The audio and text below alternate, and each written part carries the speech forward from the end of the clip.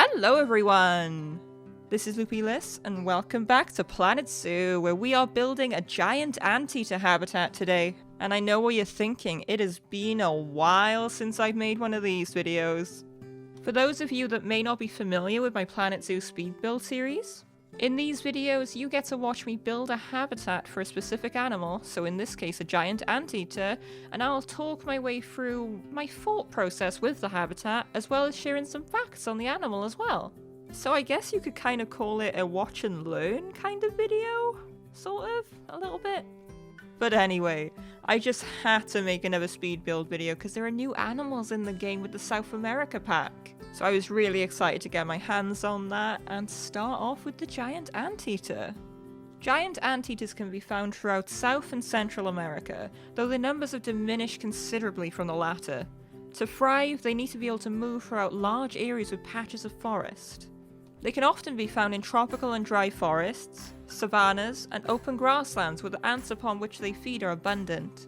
Anteaters actually don't have any teeth, but their long tongues are more than sufficient to lap up the 35,000 ants and termites they swallow whole each day. As the largest of all four anteater species, the giant anteater can reach 8 feet long from the tip of his snout to the end of his tail. It is covered in greyish-brown fur with white front legs, black stripes running from his chest to its back, and a bushy tail. I think these animals look amazing. I was actually lucky enough to be able to see them in person when I went to Zurich Zoo last year. Now let's talk about my first initial ideas when it came to the habitat. This habitat is intended for 2 giant anteaters. I wanted there to be enough space for both of them so they could go off on their own if they chose to, because they are generally solitary animals. I ended up deciding on having the habitat kind of be in 2 sections. The left side I decided for it to be very open and grassy, and the right side I wanted to be more crowded with trees to act as like a small tropical forest. I also didn't want this habitat to be completely flat, so I did add some small leveling of terrain to make things look a little bit uneven. I also added a small little pond for the tropical side. A little more on the giant anteater. When it comes to offspring, females have a single offspring once a year, which can sometimes be seen riding on its mother's back. Pups leave their mother after 2 years when they're considered fully grown. They are not very aggressive animals, but they can be fierce. A cornered anteater will rear up on his hind legs, using his tail for balance, and lash out with dangerous claws. The giant anteater's claws can be up to around 4 inches long, and the animal can fight off even a puma or a jaguar. So yeah, they do seem to be quite capable of holding their own. Obviously, I'm not going to be placing a jaguar in this habitat to face off against the giant anteaters, but it's good to know if that ever did happen, that they probably could take care of themselves. As always, I will be using rocks to act as most of the barrier, because as some of you may know already, I do love my rocks in this game. I absolutely adore using them whenever I have the chance, and of course if I got a barrier that's made of rocks, I'm going to be very happy, because it acts as a very nice natural barrier as well. And I really do think it has a nice effect in the end. I'm not going to lie, I was tempted to actually make that little pond into a mini waterfall, but I kind of wanted it to be more quiet, and obviously a waterfall wouldn't make it appear that quiet then. As well as there being 2 sides to the habitat so that both anteaters can have some space to themselves, I wanted the tropical forest side to act as more of a sleeping area as well, so that is why the waterfall wouldn't work in that sense, because it might be a bit too noisy for them to actually sleep. Here's another interesting thing about giant anteaters. The giant anteater's tongue has tiny backward-facing barbs that hook onto its food. As an added weapon, the saliva of a giant anteater is extremely sticky. Both of these combined make it extremely difficult for prey to escape. Another curious thing about their tongues is that they're able to flick their tongues in and out of their mouths up to 150 times per minute. That's more than twice a second. I don't think I can do that. 150 times per minute. I wonder how many of you at home are actually going to try that right now. Anyway, back to the anteaters. The giant anteaters have been known to supplement their diets with soft fruits such as mango and papaya.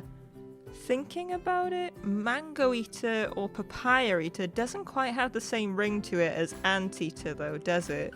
And when it comes to ants and termites, they only feed at a nest or mound for 2 minutes at a time.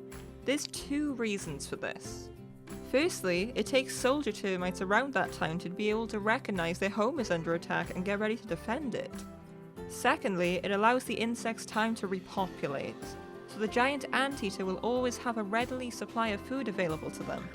In a way, you could kind of think of it as a full fridge of food at home.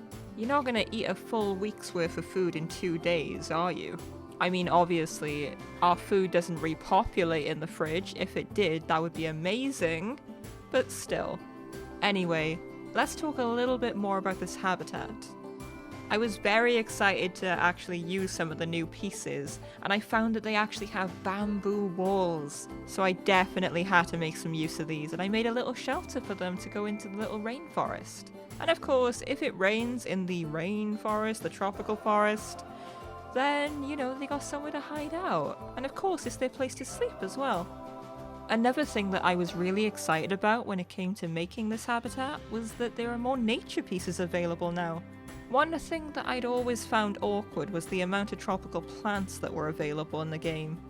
Now that there are more available, there's much more that you can do when it comes to foliage. And I honestly think that some of these plants look really pretty, and you'll see some in a moment. When it comes to making habitats in this game, the foliage and its placement can really make a huge difference.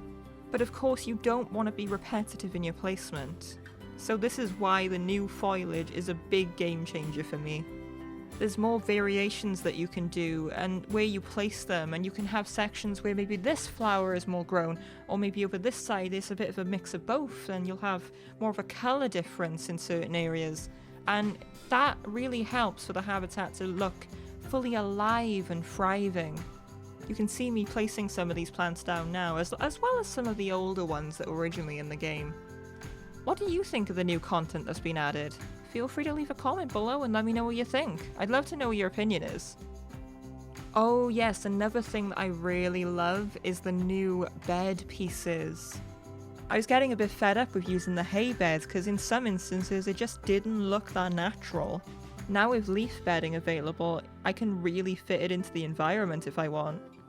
While I'm just finishing up on a few little bits here and there in the habitat, let's have another giant anteater fact or two, shall we? So a giant anteater walks on its knuckles, much like a gorilla. This is so it can keep its claws nice and sharp. These claws are used for digging and for defense. With razor-sharp claws and big, powerful forearms, giant anteaters make light work of digging through termite mounds and thick fallen logs to get at their tasty treats. With their big claws and strong arms, people often assume that giant anteaters are related to bears. Although they are built as strong as a bear, they're actually from the same family as a sloth. Not quite as menacing as a bear. And here's a fun fact about a giant anteater's tail.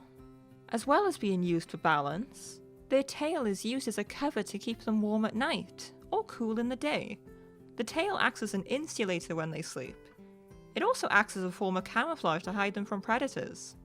I hope you've enjoyed these facts in this video. Let me know in the comments if you have. I always enjoy reading up on these animals when I'm making a habitat for them. Speaking of the habitat, it is now complete and the anteaters can now explore their brand new home. And here they are. I think they're gonna be very happy in this habitat. But what do you think of this habitat? Do you think I could have done something differently to make things look a little bit nicer? Did I forget to add certain things that could have been more appropriate for this habitat? Let me know in the comments. I'm always down to have some feedback. And if you did enjoy this video, feel free to give it a like and even subscribe as well if you haven't already. Feel free to hit the notification bell as well, so that you can always be notified of when I upload a new video. And I think that just about wraps up this video. Thank you all so much for watching, and I will see you in the next one. Take care now. Bye bye.